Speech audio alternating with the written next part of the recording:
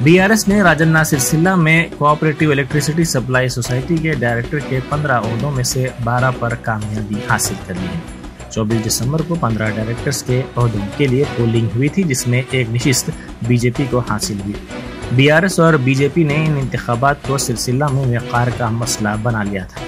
BJP के रियासती सदर बंडी संजय और वजीर आईटी तारक रामाराव ने इंतखाबी मुहिम में हिस्सा लिया था।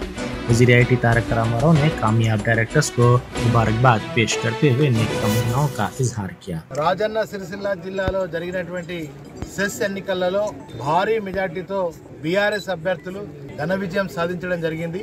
ఇదే సందర్భంలో ఓటర్ మహాశయులందరికీ మొట్టమొదటిగా కృతజ్ఞతలు తెలియజేస్తా ఉన్నాం। వారు వన్ సైడ్ అన్నట్టుగానే ఇవాళ 24 గంటల నిరంతర ఉచిత కరెంటుకు ఓటు వేసింది। ఇలా రైతు బంధు పథకానికి ఓటు వేసింది। కాళేశ్వరం జలాశయాలకు బీడువారినటువంటి భూములకు నీళ్ళు అందినే కనుక ఓటు వేసింది। ఇవాళ దేశ చరిత్రలో కాదు ప్రపంచ చరిత్రలో ఎక్కడ కూడా దేశానికి అన్నం పెట్టే రైతన్న చనిపోతే ఒక్క రూపాయి కూడా ఇయ్యరు। కానీ ఇవాళ రాజన్న సిరిసిల్ల జిల్లా కాదు తెలంగాణ వ్యాప్తంగా రైతన్న చనిపోతే మరి 5 లక్షల బీమా ఇచ్చేటువంటి ప్రభుత్వం బీఆర్ఎస్ ప్రభుత్వం కనుక ప్రతి ఇంటికి ఆసరా పెన్షన్ కావచ్చు, కళ్యాణ లక్ష్మి కావచ్చు, ఇలా అభివృద్ధి సంక్షేమ పథకాలు ప్రతి ఇంటికి చేరినాయి కనుక వాళ్ళందరూ కూడా కేసీఆర్ గారికి బీఆర్ఎస్ పార్టీకి పట్టం కట్టారు। బీజేపీ బండి సంజయ్ బట్టలిప్పి ఇవాళ చెంప చెల్లు అనిపించారు।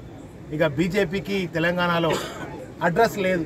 రానున్న అసెంబ్లీ ఎన్నికలలో, రానున్న పార్లమెంట్ ఎన్నికలలో మరి బ్రహ్మాండంగా గులాబీ జెండా ఎగురుతుందని చెప్పడానికి ఇవాళ సెస్ ఎన్నికలు నిదర్శనం అని చెప్పి మీకు తెలియజేస్తా ఉన్నా।